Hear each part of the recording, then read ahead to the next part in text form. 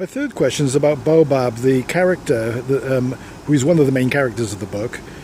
He's an immigrant from East Africa, from Tanzania, who returns to Goa, where his forefathers and foremothers came from originally. Throughout your novel, Africa bubbles away there in the background. It seems to be almost an exotic place to the local people in the novel. The same way that India, by the way, that India is regarded to people in East Africa, who see it as a land of magic and mystery. They see Africa as this kind of mysterious place, even though the terrain, the geography, the flora and fauna are not too dissimilar. And I don't think Baobab would have felt too much of a climatic difference between Dar es Salaam and Goa. And yet they are two continents apart, separated by a big ocean. And they both seem to have a mythic distance as well as a geographical distance.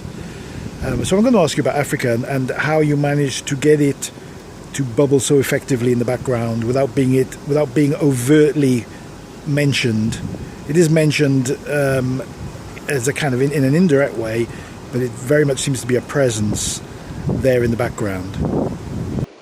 Africa is inevitable when you're looking at modern Goan history. Several African countries were linked with Goa owing to the Portuguese connection, and in fact many Goans lived and worked in Africa during colonial times.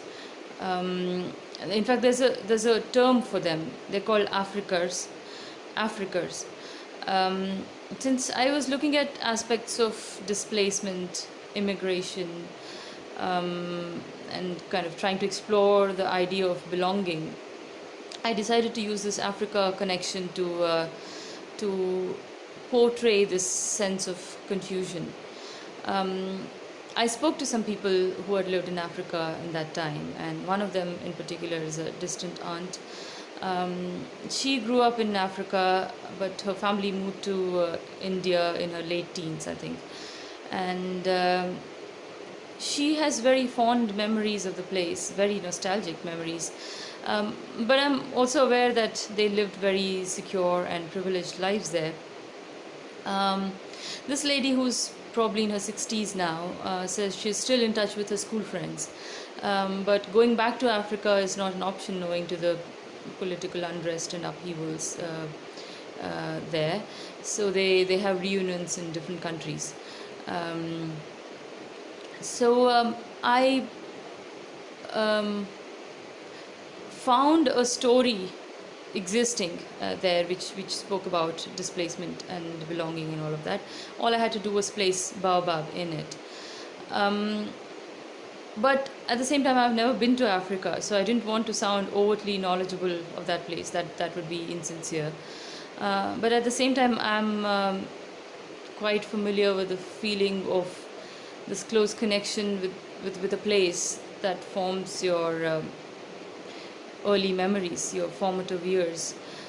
In fact, I still dream of the village I grew up in.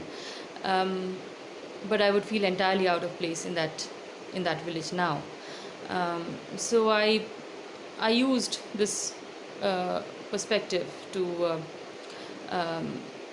build a story around it, and used Africa and Goa there. As for the popular Indian perception in Africa, I'm sorry to say, but it's still mostly ignorance coupled with racism.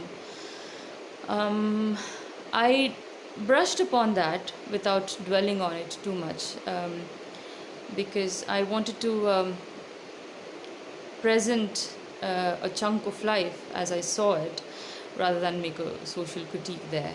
So that is Africa and Sylvia.